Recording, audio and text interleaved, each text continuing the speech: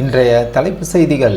தேர்தல் பரப்புரையில் விதிமீறல். தமிழக வெற்றிக்கழக தலைவர் விஜய் மீது 5 பிரிவுகளில் வழக்கு பதிவு. தமிழக வெற்றிக்கழக தலைவர் விஜய் அவர்கள் மீது காவல்துறையினர் வழக்கு பதிவு செய்துள்ள சம்பவம் பெரும் அதிர்வலைகளை ஏற்படுத்தியுள்ளது.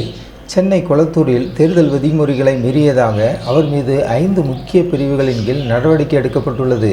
இது குறித்த விரிவான தகவல்களை இப்பொழுது பார்க்கலாம்.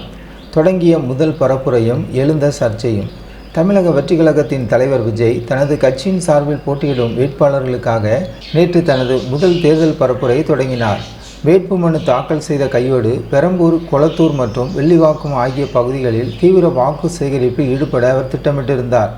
மக்கள் கூட்டமும் அனுமதி மீறலும். பரப்புரையின் ஒரு பகுதியாக பெரம்பூர் தொகுதியை முடித்துக்கொண்டு கொளத்தூர் தொகுதிக்கு விஜய் வருகை தந்தார். அவர் வருவதற்கு திட்டமிட்டப்பட்ட நேரத்தை விட சுமார் 3.5 மணி நேரம் தாமதமானது. இருப்பினும் அவர் வருவதற்கு முன்பே அங்கு பெருமளவிலான தொண்டர்களும் பொதுமக்களும் திரண்டனர். காவல்துறையின் தகவல்படி கொளத்தூர் பகுதியில் பரப்புரை மேற்கொள்ள தமிழக வெற்றிக்கழகத்தினர் 500 பேருக்கு மட்டுமே அனுமதி கோரியிருந்தனர். ஆனால் அந்த பகுதியின் குறுகிய சாலைகளை கருத்தில் கொண்டு பாதுகாப்பு காரணங்களுக்காக காவல்துறையினர் வெறும் 300 பேருக்கு மட்டுமே அனுமதி அளித்திருந்தனர். ஆனால் கள நிலவரப்படி அங்கு சுமார் 5000க்கும் மேற்பட்டோர் திரண்டதாக கூறப்படுகிறது. இது அனுமதிக்கப்பட்ட அளவை விட பல மடங்கு அதிகம் என்பதால் பொது அமைதிக்கு குந்தம் விளைவிப்பதாக குற்றம் சாட்டப்பட்டுள்ளது. ஒலிபெருக்கி மற்றும் பொது இடையூறு. கூட்ட நெரிசல் மட்டுமின்றி ஒலிபெருக்கி பயன்பாட்டிலும் விதிகள் மீறப்பட்டுள்ளதாக புகார் எழுந்துள்ளது.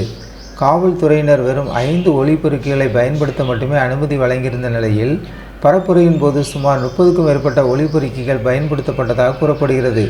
இதனால் அந்த பகுதியில் உள்ள குடியிருப்புகளுக்கும் பொதுமக்களும் தேவையற்ற சத்தம் மற்றும் இடையூறு ஏற்பட்டதாக புகார் தெரிவிக்கப்பட்டுள்ளது. பாதியிலே நின்ற பரப்புரை. காரணம் என்ன? பரபரப்பான சூழலுக்கு மத்தியில் கொளத்தூரில் பரப்புரை செய்த விஜய் வெறும் 2 நிமிடங்கள் மட்டுமே பேசிவிட்டு தனது உரையை முடித்து கொண்டார்.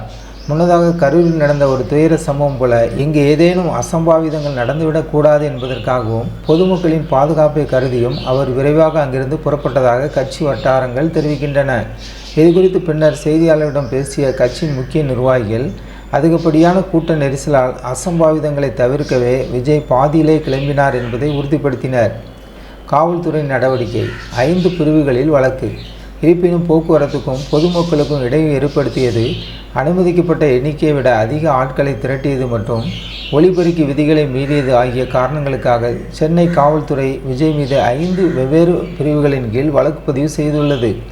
தேர்தல் களம் சூடு பிடித்துள்ள நிலையில் முதல் பரப்புரையிலே கட்சியின் தலைவர் மீது வழக்கு பதிவு செய்யப்பட்டிருப்பது தமிழக அரசியல் வட்டாரத்தில் பெரும் விவாதத்தை கிளப்பியுள்ளது. இது குறித்த கூடுதல் தகவலை தெரிந்து கொள்ள நமது ஜனநாயகம் டிவியோடு இணைந்திருங்கள். ஜனநாயகம் டிவி சேனலுக்கு புதியவராக இருந்தால் ஜனநாயகம் டிவி சேனலை சப்ஸ்கிரைப் பண்ணுங்கள்.